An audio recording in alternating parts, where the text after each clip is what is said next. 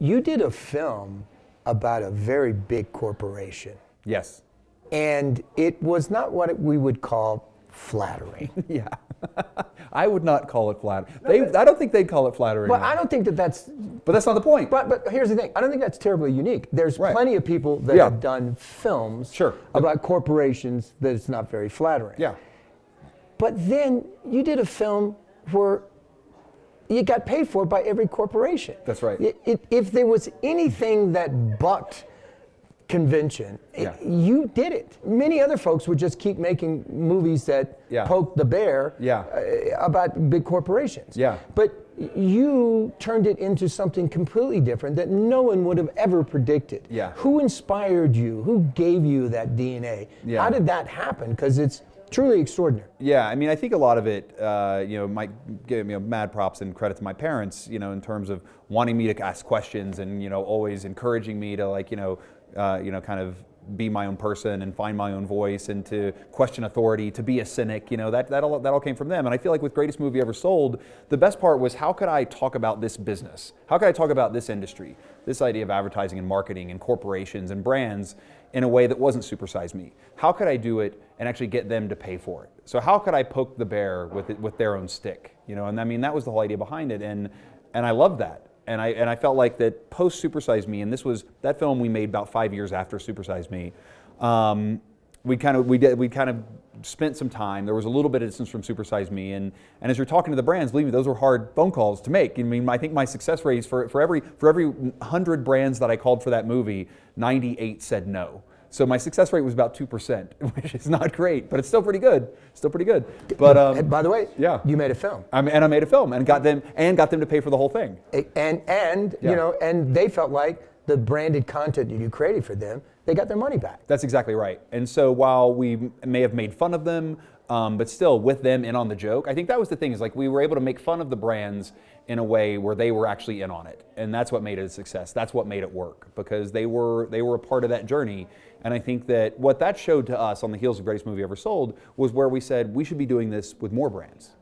Because now, and what happened after Greatest Movie Ever Sold is I think it made a lot of brands say we could be a part of a smart conversation and actually be a part of that without feeling like we're being taken advantage of, without feeling like we have to sell you something. Like, that's the other thing. I think a lot of brands felt like in the middle of the conversation, suddenly you had to go, and what about this beautiful beverage? You had to have that terrible product placement or those shots of real, promotion, I guess, from a brand perspective. But that shifted. And I think after Greatest Movie Ever Sold, it shifted dramatically.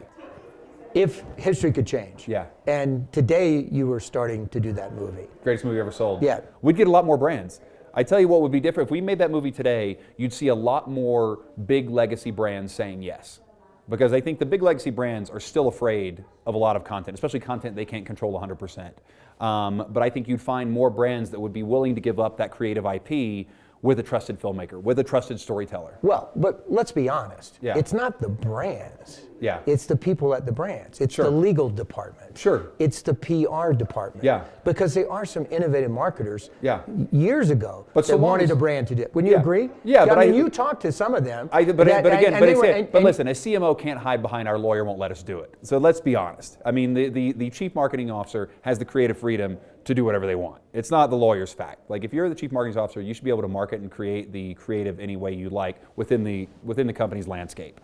There are legal parameters you have to fall into, but you drive that creative voice, and you can't pass the buck on to lawyers. And I think that what happened when we were making Greatest Movie Ever Sold is all these underlings who were so excited about the idea would pass us up to the CMOs, and then the CMO would pass. Because ultimately, 5 years ago, and it's still very much similar today, people are afraid of losing their jobs. That if I take a chance, if I take a risk, I'll be judged, and it doesn't work. People say, well, that didn't work, let's find somebody else, and they'll fire you. And I think that we don't give enough freedom for people to take risks. We don't give enough freedom for people to take chances. And so we would go back down to the underlings that we would talk to who pushed us up to the CMO, and these people would say, God, I can't believe he didn't do it. I can't believe she didn't go for it. You know what? Listen, I'll do anything I can to help you that won't get me fired. And so all these people down here were our greatest champions, while I think a lot of the people up here were very afraid of, I think, the end result. Could it be because the audience can speak to the brand so quickly? Yeah.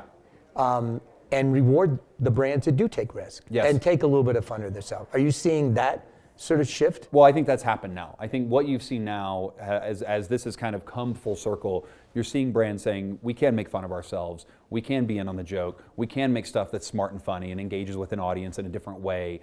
And you've seen that with Funny or Die, you've seen that with JASH, you've seen the way that you can create branded content that has a real distinct, unique point of view, but can still be loyal to the DNA of whatever the company is.